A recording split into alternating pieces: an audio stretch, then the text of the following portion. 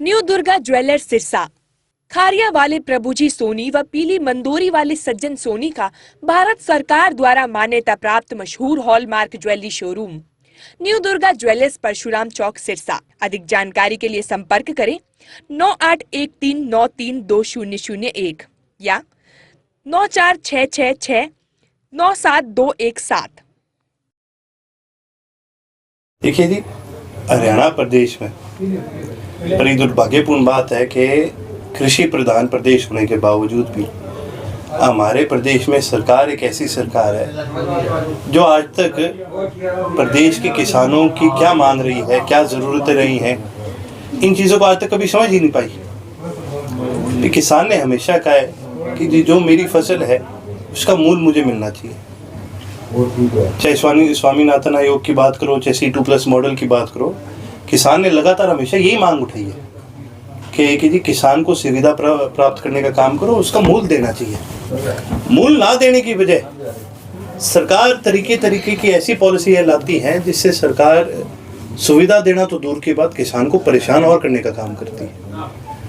लगातार ऐसी पॉलिसीज बनाई गई है किसान की फसल को और मंडी को लेकर के, जिससे किसान परेशान हुआ है। चाहे आप थंबप्रिंट वेरिफिकेशन की बात करो, चाहे OTP वाली प्रक्रिया की बात करो, चाहे गेट पास की बात करो, ये तमाम ऐसी चीज़ें हैं जिससे चीज़ें सुलझ नहीं रही है, जिससे चीज़ें ज़्यादा उलझ रही हैं। आज एक किसान को सबसे बड़ी दिक्कत क्या आती है कि जो इंसान दिन रात खेत में मजदूरी करता है उसके हाथ पे छाले भी पड़ते हैं, मशीनें अंगूठा ही नहीं उठा रही, और जब मशीन अंगूठा नहीं उठाती तो उसकी कागजी कार्रवाई जो है उस पर रोक लग जाती है। वो किसान जो 20 किलोमीटर दूर उसके खेत के अंदर कंबाइन चल रही है उसको छोड़ करके घंटा चल करके आया है, घंटा चल करके जाएगा, यहाँ पर आपने उसके 1.5-2 घंटे बर्बाद कर दिए, तो फिर वो अपनी फसल थोड़ी संभालेगा, वो तो सारे दिन आपकी कागजी कार्रवाई में लगा रहेगा, फिर वो आगे क्या बेचेगा। तो इस प्रकार की किसान को बहुत सारी दिक्कतें आ रही हैं और ये सरकार अभी तक लोगों को समझ नहीं पा रही है। लोग चाहते हैं क्या?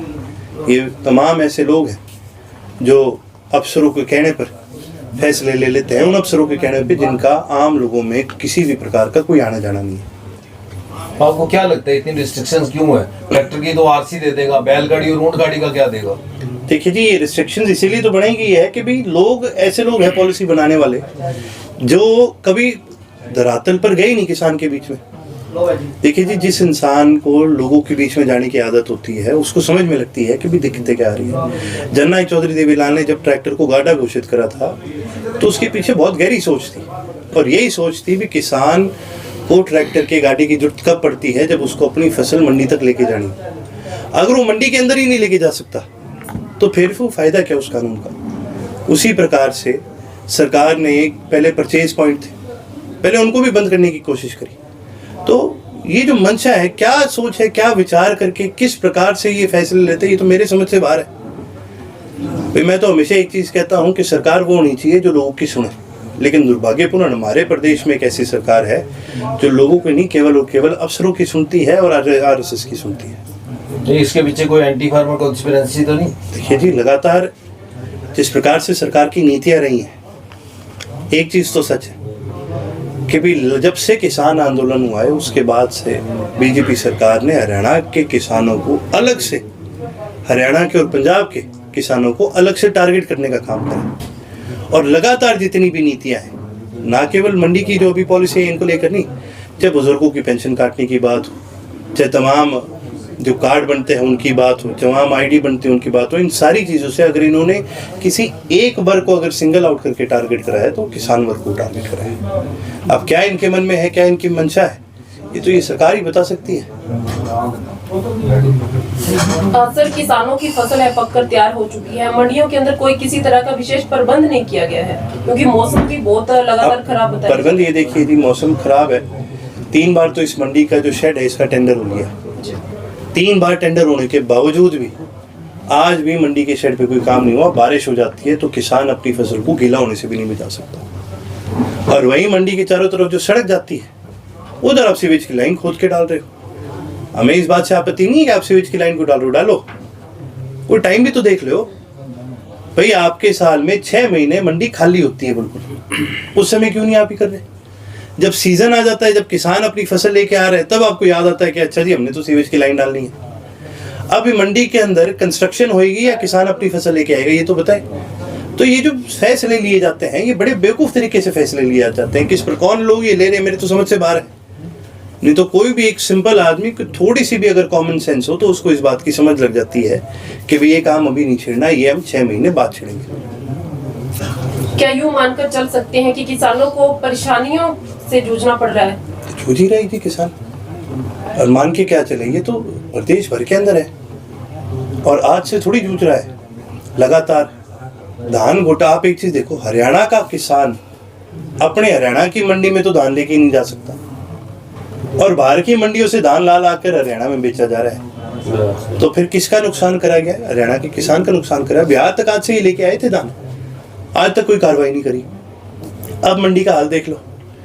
भाई साहब आप मेरे को एक चीज बताओ, आपने कोई भी अपनी कमोडिटी सेल करनी, आज के दिन उद्योग की बात होती है, बोलते हैं जी छोटे उद्योग करो, कोई अमेज़न पे अपना सामान बेच रहा है, कोई ऑनलाइन प्लेटफॉर्म पे बेच रहा है, कोई कहीं बेच रहा है।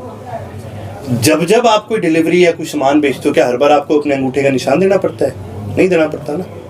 आपकी एक बार आइडेंटिफिकेशन होती है, आपको एक नंबर मिलता है, आपको एक GST नंबर मिल जाता है, उसके बाद सारी उम्र के लिए आपका चलता रहता है। तो फिर किसान ही क्यों जिसको हर बार जाके अपना अंगूठा देना पड़े, हर बार उसको गेट पास बनवाना पड़े? मजदूर मजदूरी करता है, क्या रोज उसे अपना एक पास बनवाना पड़ता है? रोज उसे मनरेगा की ID बनवानी पड़ती है? क्या रोज उसे भी अपने अंगूठे का निशान देना पड़ता है? नहीं देना पड़ता ना। तो भाई किसी भी फील्ड में किसी भी आदमी को रोज ये नहीं करना पड़ता, लेकिन किसान जितनी बार भी मंडी में आएगा अपनी फसल बेचने, उसको हर बार करना पड़ेगा। क्यों भाई, चोर है कोई किसान? सारे तुम्हारे अफसर ईमानदार हैं, सब लोग ईमानदार हैं, किसान ही एक है जो चोर है। ये सरकार की जो ये मंशा है ना, ये बहुत गंदी मंशा है। इस किसानों को सिंगल आउट करके टारगेट करने का काम है। कल ओलावृष्टि हुई है जी, बड़ा नुकसान किसानों को हुआ है, सरकार से मांग की जाएगी किसानों की? देखिए हमने पहले भी रखी है। दुर्भाग्यपूर्ण बात तो ये है कि जो बाढ़ के अंदर भी जो नुकसान हुआ था किसानों को, आज तक उसका मुआवजा पूरा नहीं मिल पाया। आने वाले विधानसभा के सेशन में भी हम इसको उठाने का काम करेंगे। साथ ही साथ हमने हमेशा एक बड़ी क्लियर कट बात करी है भाई, जब किसान का मुआवजा होता है, और हमने एक बड़ी सिंपल बात कही है, मोदी जी की रैली है, आप किसान की फसल कटवा देते हो, उसको आप 50,000 रुपये देते हो रैली करवाने के। सरकारी रैली थी, ऑन रिकॉर्ड है। तो भाई जब किसान की असल में फसल का नुकसान हो जाए तो तब भी आपको 50,000 देनी चाहिए इसके अंदर, क्योंकि नुकसान जब किसान की फसल का हो रहा है, ये कोई उसकी गलती की वजह से नहीं हो रहा। ये आपके मेट्रोलॉजिकल डिपार्टमेंट की कमी है कि आप प्रेडिक्ट नहीं कर पाते, या आपकी दवाइयों में कमी है, आपकी DAP में कमी आती है, किसान की मेहनत में कभी कमी नहीं है।